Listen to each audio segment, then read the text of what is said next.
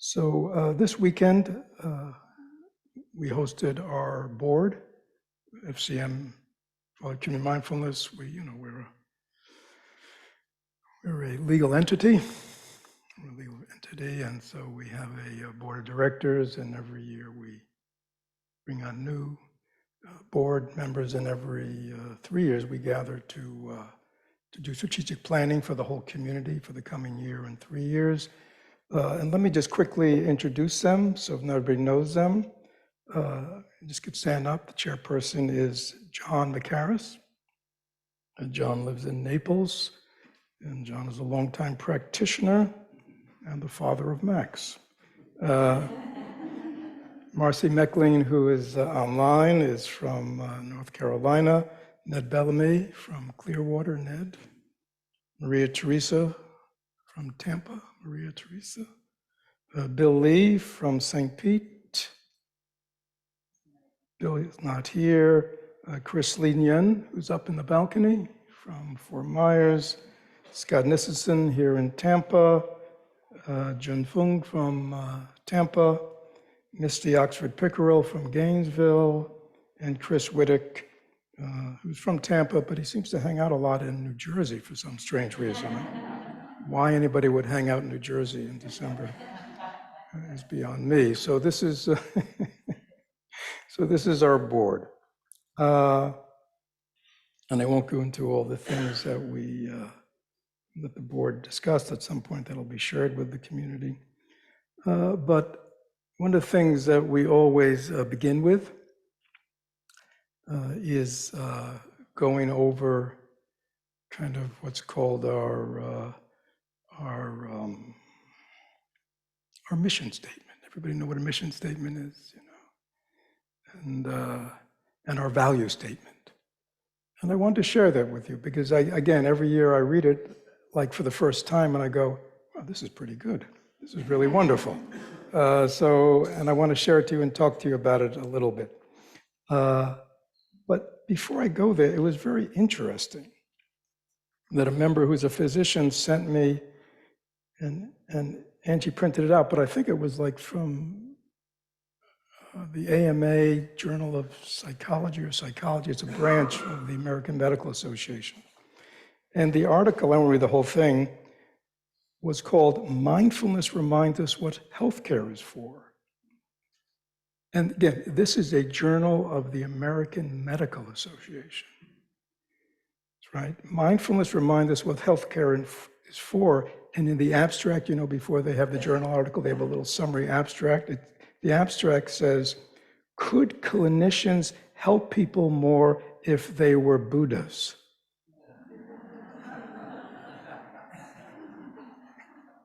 I mean, America has come a long way where something like that's appearing in a medical journal. I was like, wow. And then in the abstract it says, this article considers what the late Thich Nhat Hanh meant by his call to become Buddhas, and applies Nhat Hanh's mindfulness practices to managing crises and anxiety in healthcare settings, et cetera, et cetera. And just in the beginning it says, the Buddhist monk Thich Nhat Hanh called for us all to become Buddhas at this moment of planetary crisis. The question we wish to address, this is in their article, is why during times of crisis is it useful for individuals to become Buddhas? A short answer is that because crises provoke anxiety, right, which in turn impedes individual and collective decision-making, mindfulness is needed to help us improve our thinking. Now, I mean, this is sort of a collective kind of statement, but I think it applies to us all as individuals, right? Because we all face lots of challenges and difficulties in life, societally. And if we're in a state of anxiety, if we're in a state of emotional reactivity, it is very hard for us to deal clearly, intelligently, wisely with the problems and issues we face, both as individuals in our life, but even more so collectively.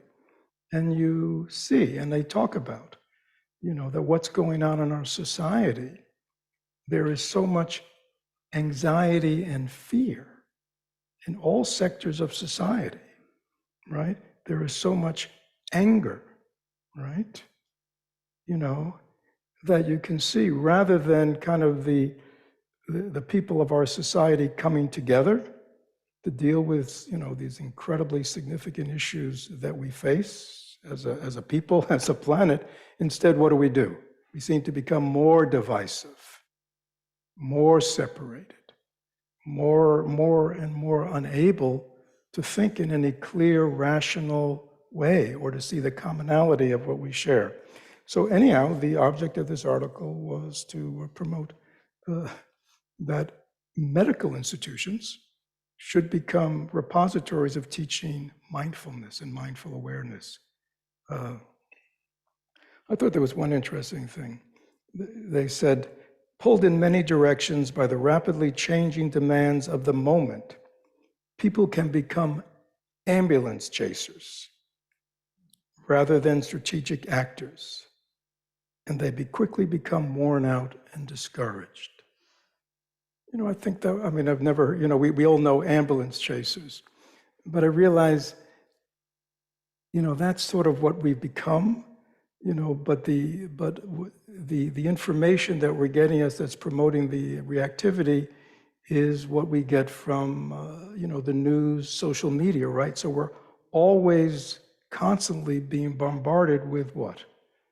The latest crisis, the latest issue, the latest thing. And so we react to this one, and then we react to that one, and we react to that one, and we get all stirred up about that one. And everybody knows what I'm talking about. And it's interesting to say, we end up like ambulance chasers, right? And never have the wherewithal to stop and say, what's really going on here? And if we don't really know what's going on here, how can we generate, healthy and meaningful? And in their summary, they quote the Swedish environmentalist Greta Thunberg has pointed out that we have to act now by building a new way of life. Even if we don't have a clear blueprint about how to do that, do it. And so they suggest we can begin by pausing, finding stillness, settling the mind and body so that we can see beyond the turbulence and distractions. Within this space, we can become more discerning, being aware of our values, listening and respecting ourselves and one another, thus enabling our co-creation of a platform for truth-telling, recovery, and survival. Quite beautiful. AMA Journal. The other thing I wanted to share before I get into our community values and why we're here, some more bad news. 21 million, or nearly 9% of the population, suffer depression every year. 40 million people. 50% of the American population suffer from drug and alcohol abuse, almost 40 million people.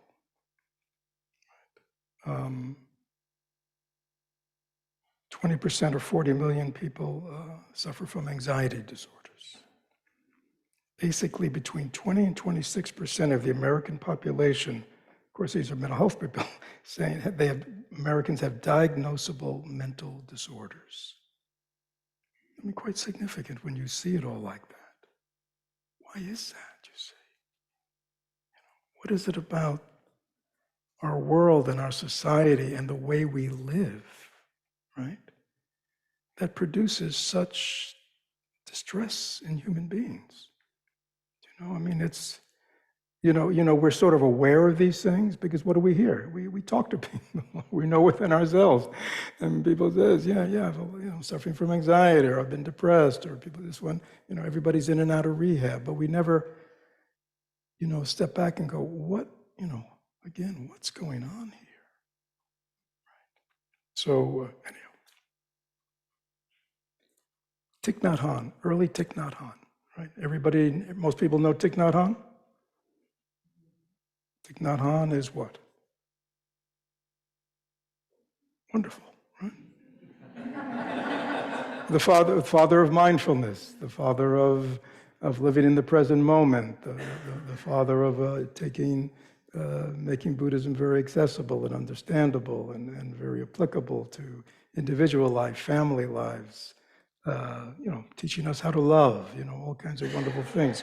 But this is a very early, one of the first books translated by him back in the late 60s or 70s, called Zen Keys.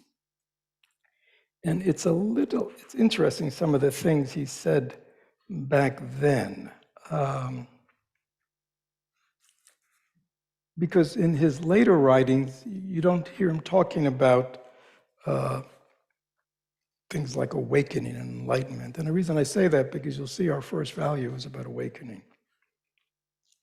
He says the picture of the enlightened person is that of a free human being who possesses spiritual force and is not the plaything of chance. The practitioner, once enlightened, sees him and herself in their true nature, knows themselves, and possesses a clear view of reality, the reality of one's own being and of the social situation. This vision is the most precious fruit that Zen can offer to human beings. The way of being of the enlightened man or woman is considered to be their most fundamental and most beneficent contribution to all life. Very interesting. Zen is a living tradition which can help to make sober, healthy, well-balanced, and stable people.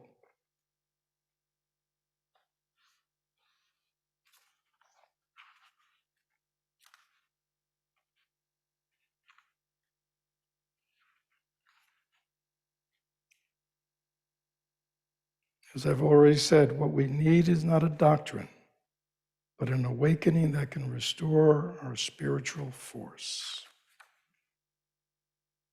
And then in the end, he says, this is a chapter called the regeneration of humanity. The first phase of this civilization must be to establish social conditions in which life can be lived in a human way.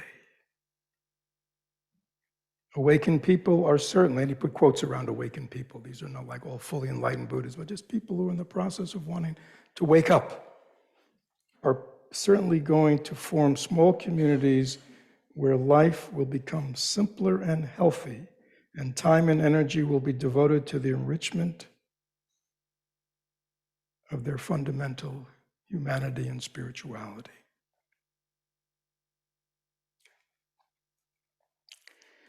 So, that is by way of introduction to something I just wanted to talk with you about, which is, like we're here, there are these buildings, everybody here is participating in this activity of meditation, mindfulness, concentration, and now everybody's listening to this talk. Before that, you listened to all the activities that we're doing this week, you know what I'm saying? But what's the context, you see, in which this whole thing is manifesting? Why are we here, and why are we doing this? And I guess one of the reasons I was interested in just sharing that earlier article, in terms of healthcare and what they see, and how they want to introduce some kind of capacity for human beings to be somewhat self-aware of their situation so they can make changes. And the reason I quoted those statistics about, and those are just some of the statistics about our world, with all the kind of mental illness and distress that people are going through, how do we respond to that? 3 or 4 weeks ago, I gave a half-day workshop called Responding to the Suffering of the World. And then I think last Sunday, or 2 Sundays ago, I kind of talked a little more about that and said, we have to kind of reset, and I think this is what we're getting at here, our understanding of the suffering of the world, suffering of people, is really at what is most obvious. Right? It's sort of like we see the sufferings of people that are most obvious, right? Which is mean we see the symptoms. So we see, you do understand what I'm saying? So we would say, oh yeah, poverty, injustice, war, violence, famine, you know what I mean? Yeah, great human suffering, physical pain, great suffering. So we would all agree, everyone agrees, Buddhists, non-Buddha, spiritual, non-spiritual, say, yeah, there's a lot of that kind of suffering. Right? We'd say, oh yeah, addiction is suffering. Anxiety, depression, that's suffering. Anybody who experiences that, suffering. But the Buddha taught there are other sufferings, which are actually the ones that are producing those, that are not seen. So the second suffering, and for those who were here last week, I'll just repeat it again, is the suffering of change. That we live in this world where nothing is stable, nothing is permanent, nothing is constant, and everything is constantly changing. Right? We don't know what the future is going to bring, do we? And for a lot of people, that promotes a lot of anxiety and fear. Because we live in a world where we gain and we lose, right? We're loved and we love, and then we're not loved and we don't love. We're in, we're out. We're successful, we're unsuccessful. We experience pleasure, but that's only temporary. And then we experience the opposite of pleasure. And I could go on, but this impermanent, unstable world, which to us seems like, oh, this is just the way the world is, right? Yeah, things go up, things go down. Sometimes I'm happy, sometimes I'm sad. Sometimes I gain, sometimes I lose. Sometimes things go my way, things don't go my way. Just being in this world of constant change and instability and unknowing, you know what the Buddha called that? Suffering. Just being caught in that. And then at a deeper level, he said, there's an even deeper level that human beings experience, all human beings experience. And it's kind of, that kind of deep existential sense of disconnection and separateness, loneliness. It's that we don't feel connected. Many people don't feel connected to themselves, right? And even though they can love other people, care, we don't have a deep sense of oneness or interconnection, or with nature, or with life. You see what I'm saying? We're separate. And that kind of separateness that we all feel, the Buddha called that deep suffering. Deep suffering. And most people aren't even in touch with it. It's always there, but we what? What do? What? Yeah, and keep ourselves very busy. Right. So it's to really address the whole area, the whole arena of suffering that the Buddha and Thich Nhat Hanh said, we need to form communities. We need to create places where people can learn another way to live, another way to be, and can learn the technology of how to heal and transform themselves and how to return themselves to wholeness. we might call that awakening. How do I awaken to my essential wholeness, which I've lost? And yet deep down, I know I yearn for. So you can't just get it from a book, even though there are lots of books. And you can't just get it from a podcast, even though there are lots of podcasts, and there's lots of stuff. But you really only learn it by participating in a process that nurtures and develops that. So, the FCM vision, Florida Community Mindfulness vision, is to create a community, eventually a world where principles of loving kindness, generosity, selflessness result in global peace, environmental sustainability, and cessation of suffering for all beings. Pretty grandiose, eh? And again, we're not the only ones who want a peaceful world, right? I mean, I would hope most sane people would like a peaceful world. People would like, an environment that sustains all human beings and that they're all suffering. So this is very global. This is very general. Lots of people, right, can sign on to this, right? But the mission then gets more particular. It's like, how are we? You see what I'm saying? Like, what's our piece of this? There are 8 billion people out there.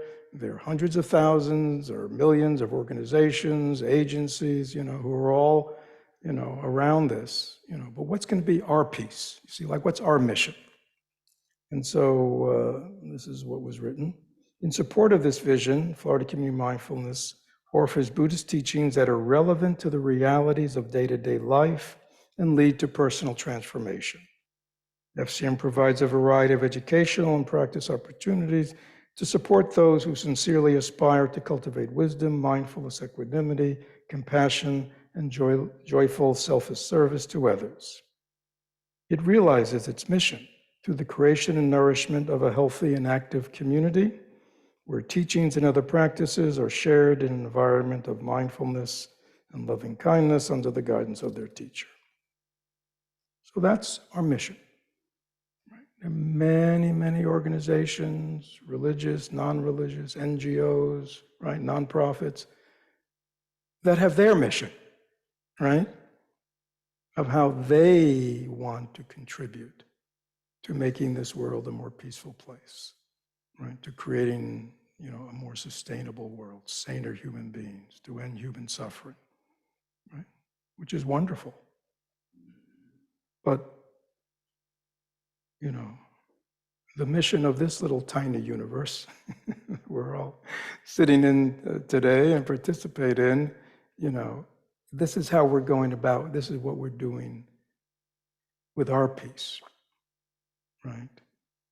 So we sort of become specialists, lots of specialists. So this is kind of our specialty, right? How do we create an environment? How do we share teachings? How do we share the technologies that really facilitate people healing and liberating themselves from their suffering, develop clear thinking, open-heartedness, really pull all the defilements away that prevent them being, a kind and loving and compassionate person in the world?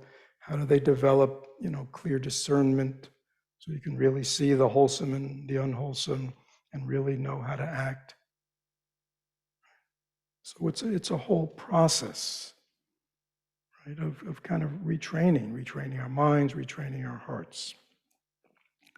So that's our mission. So then it gets interesting. So what are our values? And I only say that because, even though I'm talking about vision, mission, core values of an organization, I think it's very important and I think it's very helpful.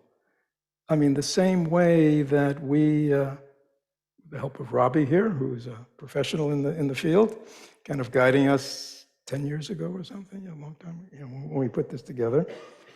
In the same way, when we kind of realized we're kind of becoming more of an organization, and we had to kind of get clear, who we are and what we're about and where we're going and what our values are, because we might have kind of had a vague sense of what it is, But, we have people, new members coming in, joining us.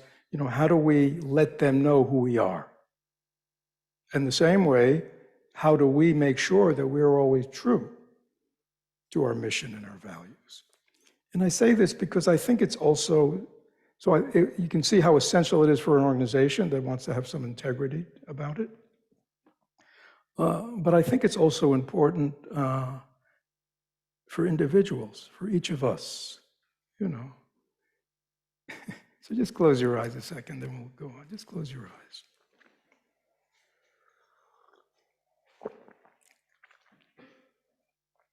I'm going to ask you an interesting question. Do I have clarity in my mind about what my personal mission is in this life?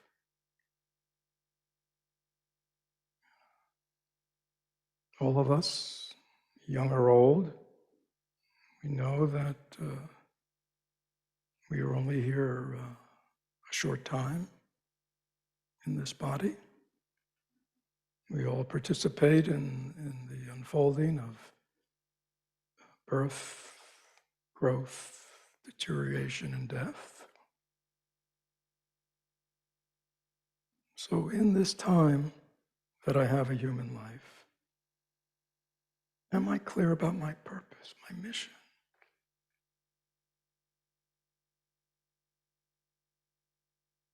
So that's kind of a question to drop down. And it's not like you have to come up with a clear answer, but just asking you, because I think many people don't live with that sense of purpose in their life. Many of us perhaps are more like the ambulance chasers who just react from situation to situation,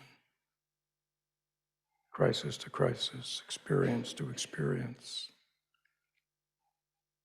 But is there something underneath that?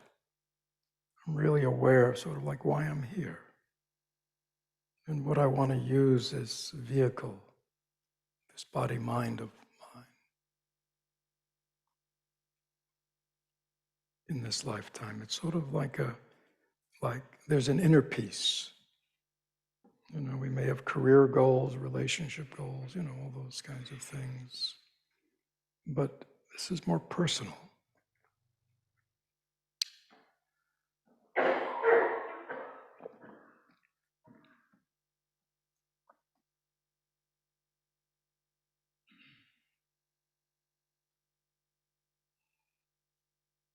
If the answer is, I never even thought about it, well, you may want to think about it.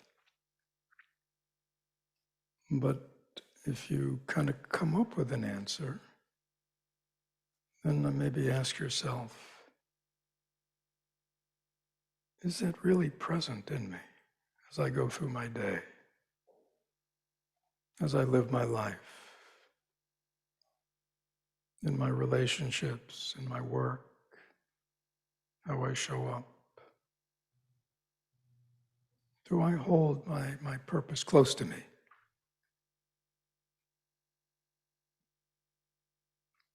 Or do I forget?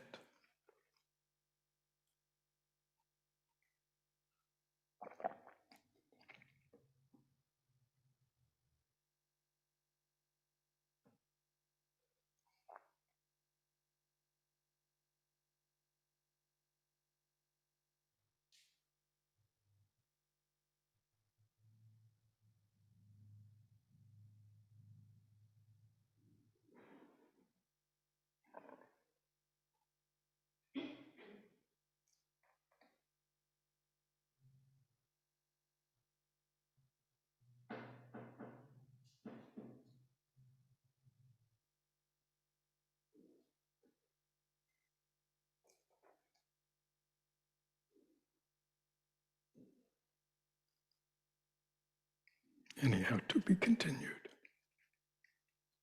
It's a good question.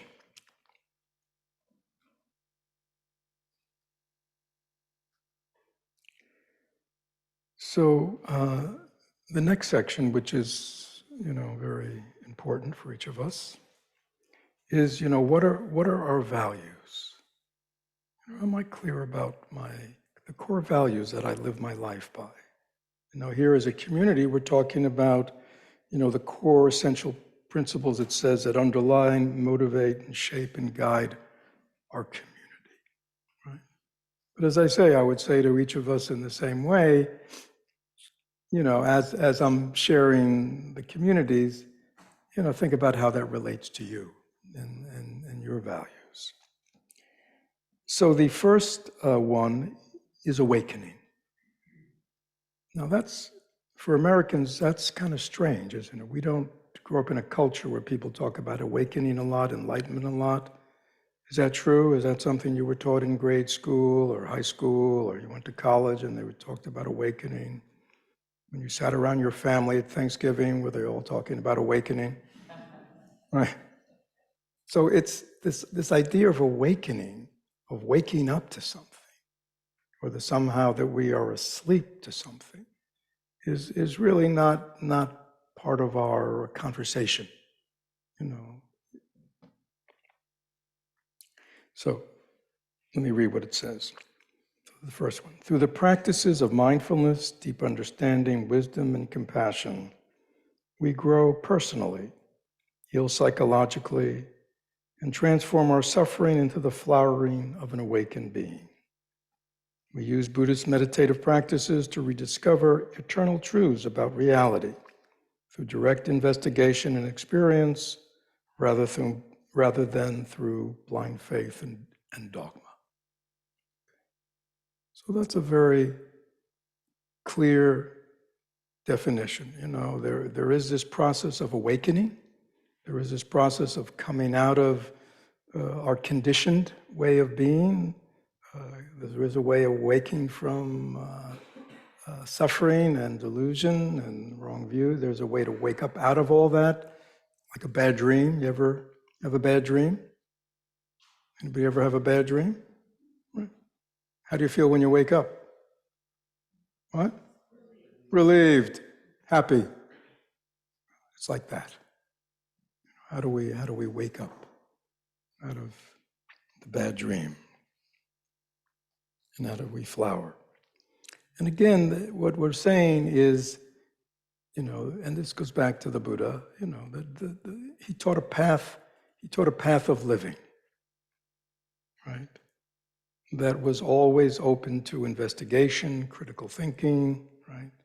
So this is not awakening by taking on, the dogma of awakening, the catechism of awakening, right? The catechism of Buddhism. This is about using the methodology to experiment within our own body-mind to decide for ourselves whether it's true or not, whether it works or not. So this, you can see, has this very strong experimental, non-dogmatic, but again, you don't have to leave your critical thinking, your logical, analytical thinking, at the door, right? You can bring it in. So as you hear the teachings, as you can go, does this make sense? Right? Is this rational? Does this accord with my experience? So awakening is the first one. Second interesting thing about this community is that we practice what we call non-denominational Buddhism. So let me just read what it says and I'll explain it. While practicing within the Mahayana Zen tradition, we take inspiration and guidance from the full breadth of Buddha's teachings. We are creative and experimental in our forms since we desire to be relevant and accessible to American culture, issues, and vernacular.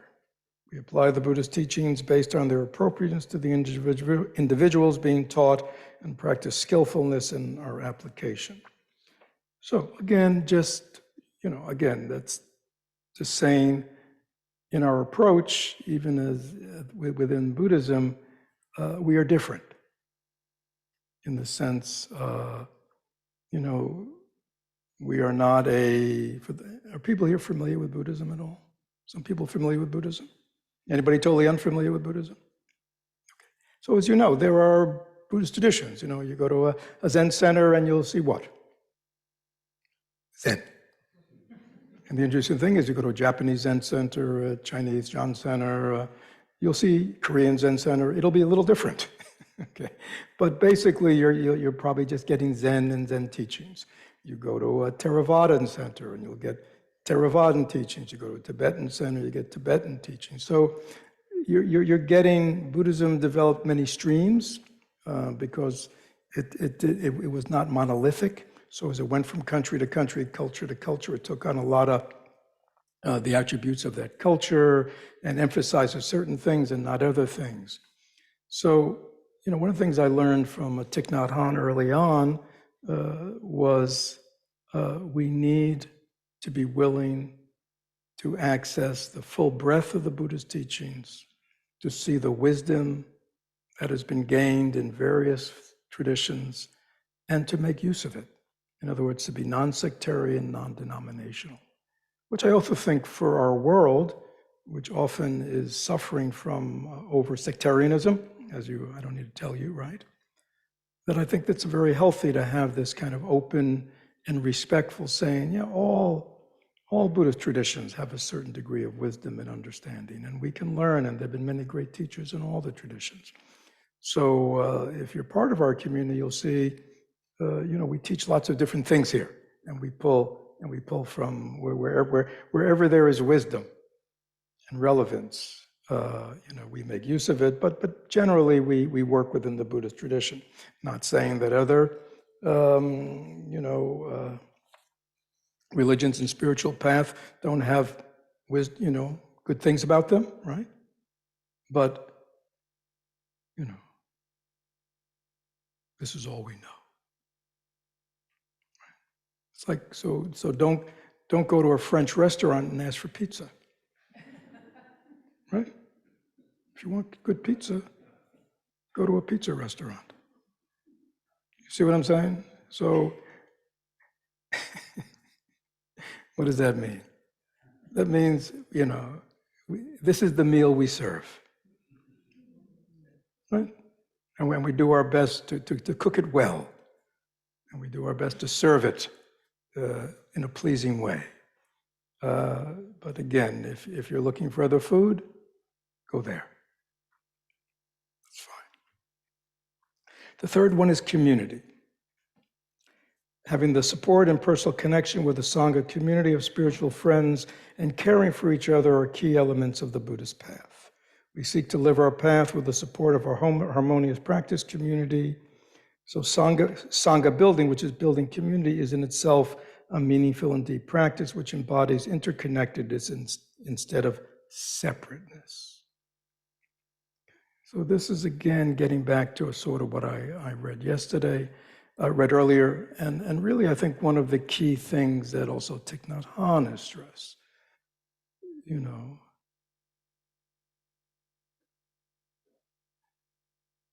we live in a society where a lot of the connections that people felt are no longer operating for so many. You know what I'm saying? So if you think back a generation or two, for those of you maybe who remember for some could be your parents, for some could be your grandparents, they went to work and they worked there for 40 years and then they retired, right? And they had connections with the people they work with because they knew them. They worked with them continuously. People lived in the same neighborhood, right? Grew up in the neighborhood, lived in the neighborhood, knew their neighbors, died in the neighborhood, right? You see what I'm saying? People lived in the same town, in the same community. So people felt much more rooted and much more sure of their place and connections, right? They had, families were bigger. You go back to your grandparents, great-grandparents, they might have had how many kids? 11, anybody else? Right? 7, 17, right? And that was just one family, right? And then you had your aunts and uncles and your cousins. And so, people had extended families. You see what I'm saying? So one of the things that Thich Nhat Hanh noticed when he came to the West was, because he came out of this traditional, culture, was, wow, we are so rootless, you see? We move about. I mean, how many people do you know buy a home and live in it their whole life? How many people stay in the same job their whole life? How many people haven't moved around? I mean, do you know what I'm talking about? And we're not unusual, right? People change their jobs, every what now? What? 2 years? 2 years now? I mean, people move every 3 to 5 years. I mean, do you understand what I'm talking about? So that produces a kind of a rootlessness and a lack of connection. So Thich Nhat Hanh, he really understood two things. He understood that social piece, and he went, people are searching for connection. They want community. And the traditional, forms of connection, big extended families, neighborhoods, people you work with your whole life, aren't there anymore. So it's very important that we create these kinds of communities where people can have close relations with each other, can know each other, can trust each other, can work together, that can take care of each other, to kind of create those connections. So that was so he felt that we had to establish communities where people could come, connect, and heal and awaken collectively. The other thing he felt that was so necessary about having communities was, he felt, in our current age, the distractions and diversions of everyday life, the busyness of everyday life. Everybody know what I'm talking about. Social media, you know what I'm saying? The endless possibilities from distractions, right? We can be distracted from when? From the time we wake up in the morning to the time we go to bed at night, right? You know what I'm saying? Forgive me, I'm looking at my phone. You see?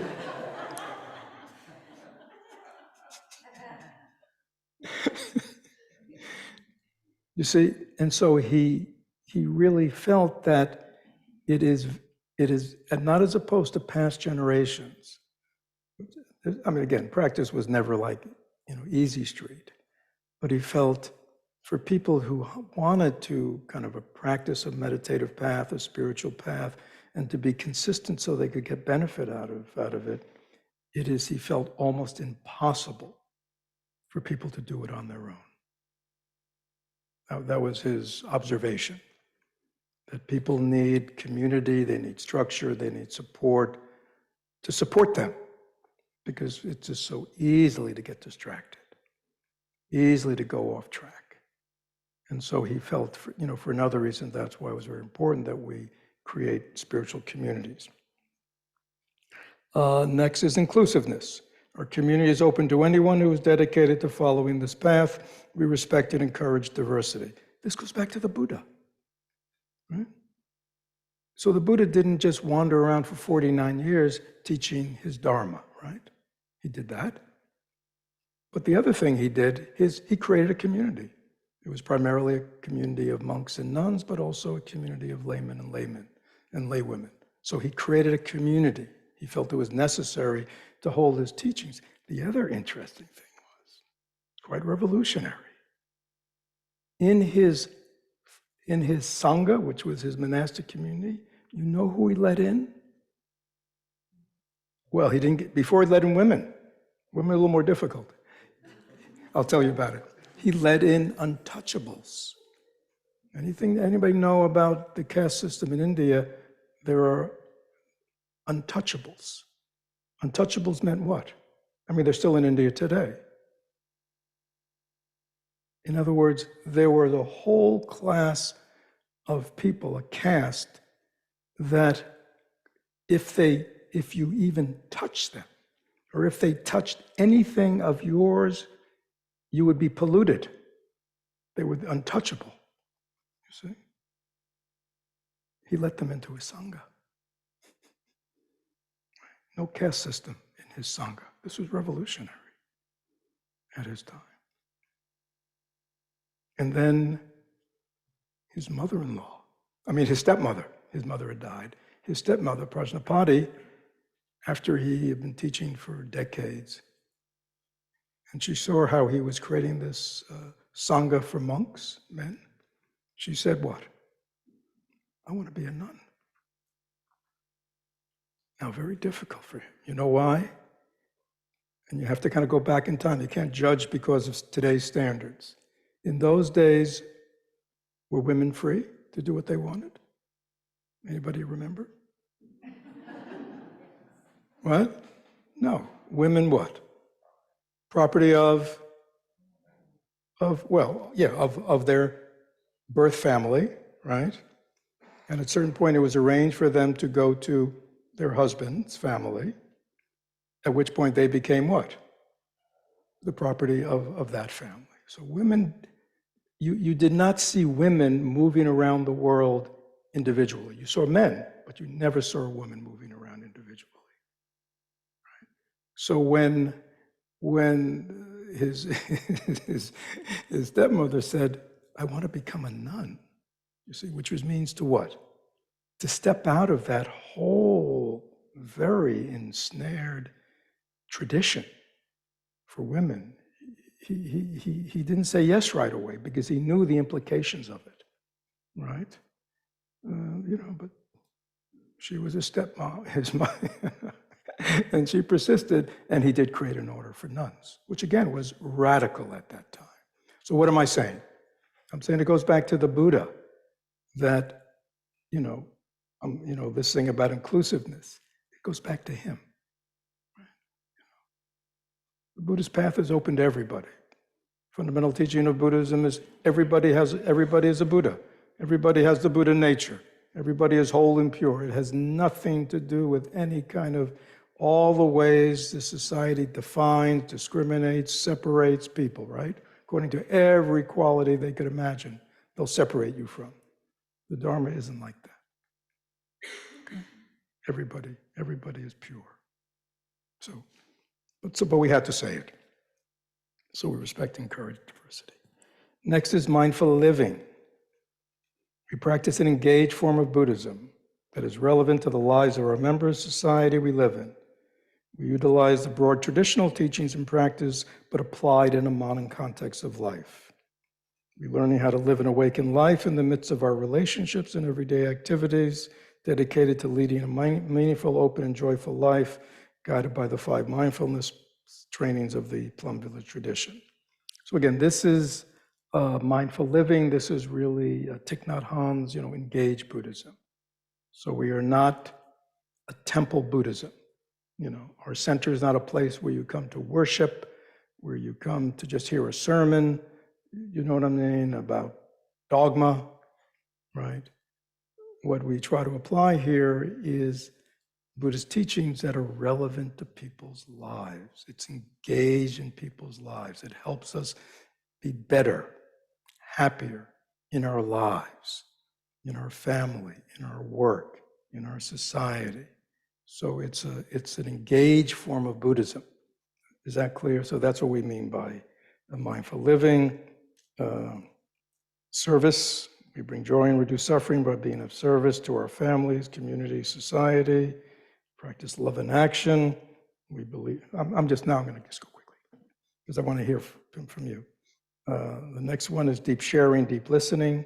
We create trust within our community of practitioners by encouraging that everyone speak from our hearts and listen to each other without judgment. And last but not least, our teachers have received their authorization from within the continuous lineage of the Buddha. The direct personal relationship between teacher and student is central to the true Dharma transmission within the Buddhist tradition. So again, this is kind of acknowledging that the tradition, at least in Zen and Dzogchen, the main meditative traditions, is a living transmission from teacher to student. Okay? It's not like you go take a class, right? And you learn it. It's not like you get a degree, from a theological school, right? It's not academic. So the idea that our community has a living teacher who has received living transmission from his teachers, so therefore is not making it up, right? Not kind of putting his little mishmash together and calling it Buddhism, but that this is an authentic transmission of Buddhism applied in the current, and that within this community, the teacher does his best to be open and have a personal relationship to offer guidance to the students. So that's another hallmark of our community, that we really feel the centrality. And it's not just a teacher. All new members get mentors, an individual mentor for senior students. So we want, we don't want to be an institution, an organization, right? Where people just sit and gobble up learning. Because there's no, how do you, I often say, it's great if you teach yourself the piano, but how do you know you play any good if you don't get feedback? I mean, you may think you're what? What? A virtuoso. You sit down the piano, you bang things out, and you go, wow, I'm really getting pretty good at this. Right? But it doesn't really mean.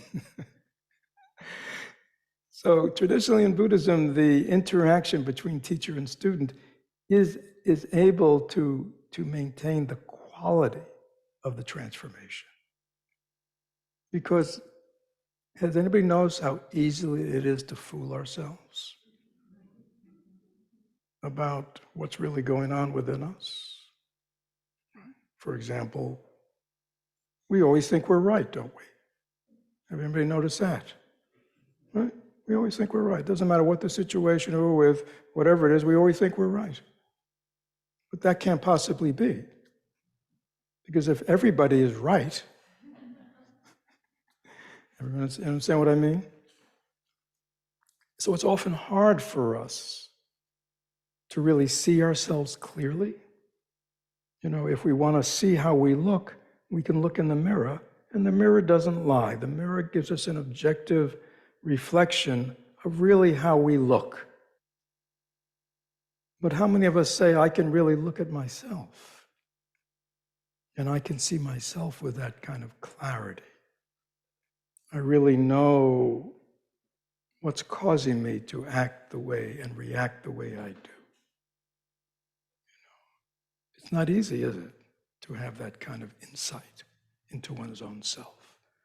So to have teachers, to have mentors, to have spiritual friends is also very much part of this tradition to help us, right? To help us. Until we gain the ability to have that kind of clarity. So it's not like about creating dependence, you know what I'm saying? But it's about, people need, we're learning something. Anything we learn, any skill we've learned, any competency we've developed, in art, in music, in work, in, sports, we've done it with what? Teachers, mentors. And one of the function of a good teacher is what? They correct us. They say, no, that's not good. Let me show you how to draw that. Let me show you how to do that, you see? So that kind of feedback and guidance is very helpful. So those are the vision, the mission, and the core values of the Florida Community of Mindfulness. I'm just sharing them today because, again, we had our board meeting. These were looked at, and I thought, I think it's good for our community once a year to kind of just, hold ourselves accountable, so to speak. So I'm open if there are any questions about what you've heard. It's a little warm in here. Just me, okay. Are there any questions online, in the hall, anything? Please feel free, don't feel,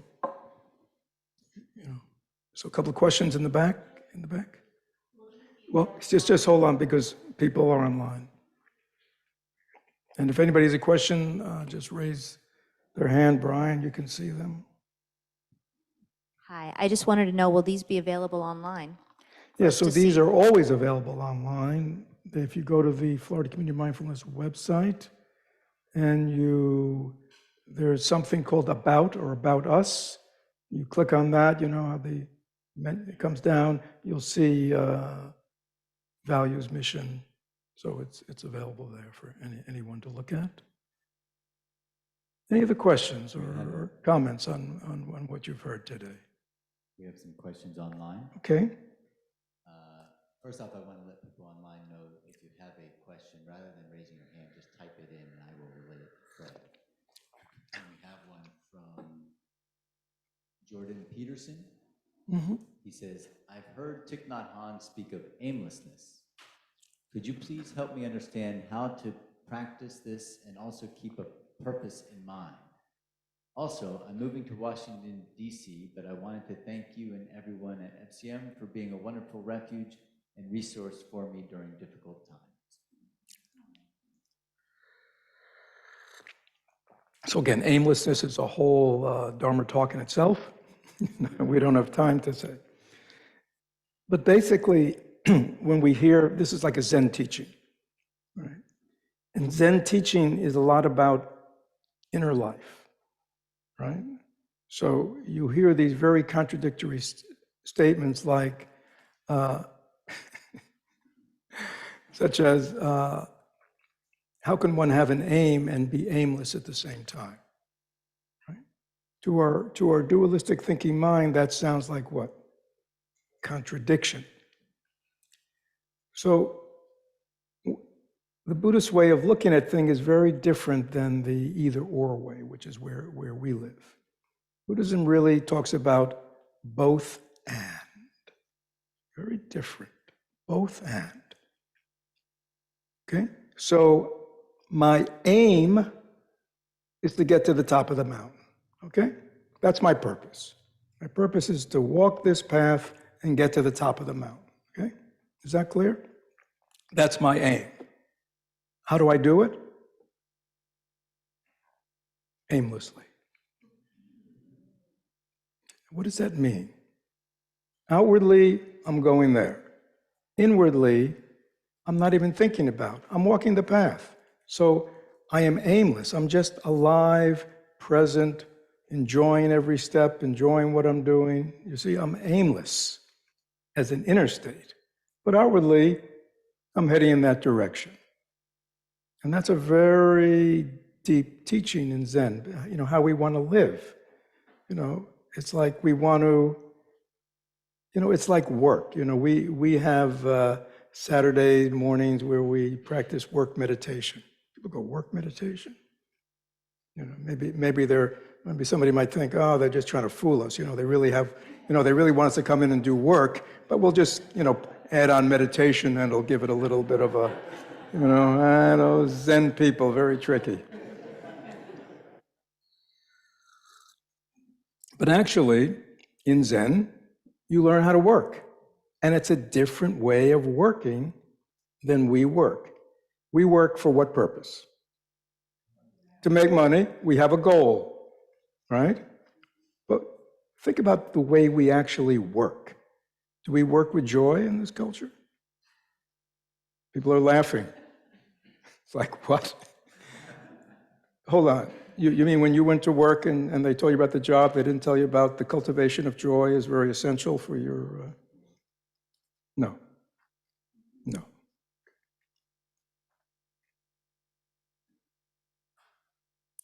How does one work? Here's another big one.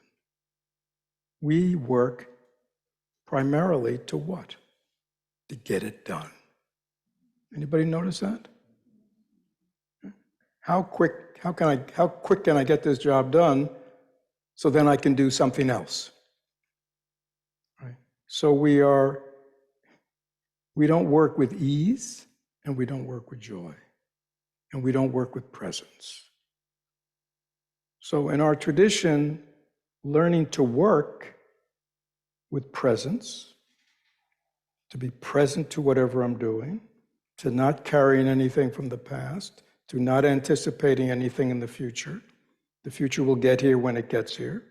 The next task will be taken care of when I deal with it.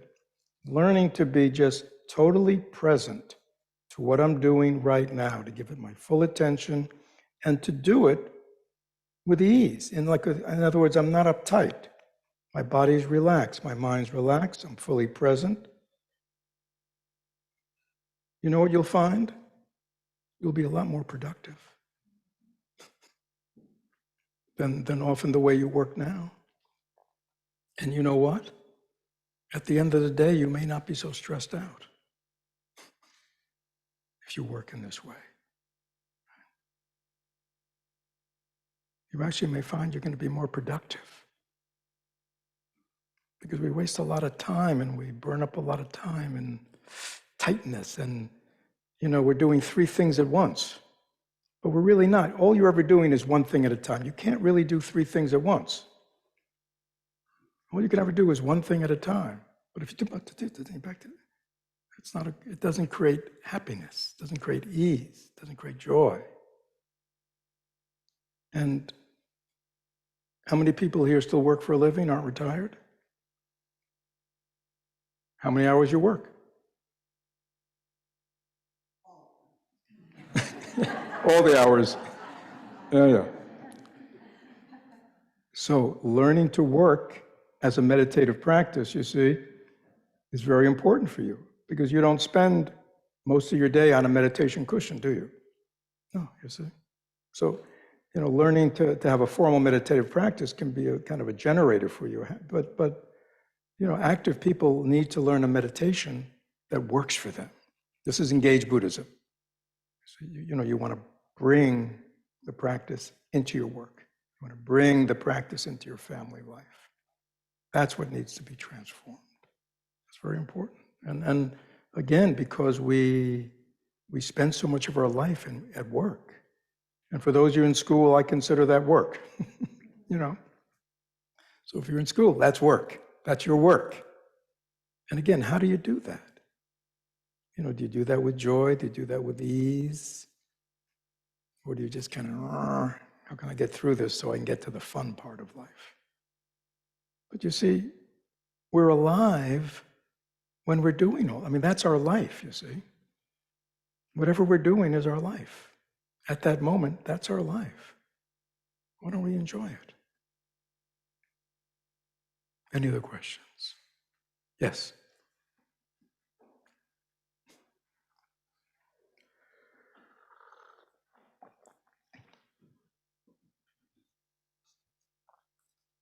I just really had so much of an aha moment.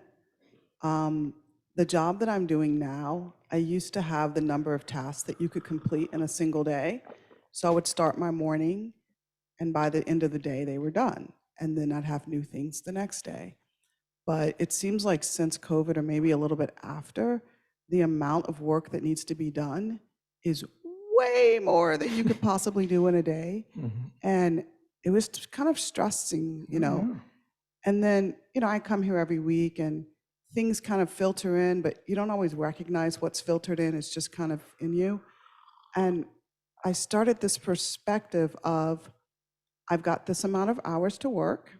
I will sort things by priority, and I will just work on them until the day is done. And my goal is not to get it all done, because that's very stressing and anxiety provoking, because you can't, right? Can I tell you a secret? Yeah. You'll never get it all done. Exactly. Exactly. And it started They're pouring fooling out. you.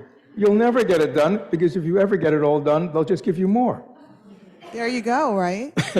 But it poured out even from work, it poured out into the house. Like, you're not going to get every inch of the house clean. You're not going to get every book read. You're not, it just sort of went everywhere. And it was so relaxing. And I don't think, but just today, it all clicked together as this aha moment of, oh my gosh, like, so thank you. Yeah. I mean, if you think about it, it's so simple. We want to be happy. Is that true? Does anybody here want to be unhappy? Is that anybody here have the goal of life to be suffer and be miserable? No, I mean, we all would like to be happy, wouldn't we? We'd all like to have anybody not want to have a peaceful mind? Anybody not want to have an open heart? I mean, you see, these are non-brainers. Either, when we think about that, yeah, that's what I'd like. And yet, when it comes to my daily life, do I ever think that way? It's like I just forget about it. Like, oh, today, I got all these things to do, but you know what? I want to be calm. I want to cultivate somewhat of a happy mind during the day. Right? Yeah. I want to be open-hearted to everyone I encounter. Makes a difference. Okay, well, thank you, everyone. Thank you for coming today. Thank you for listening.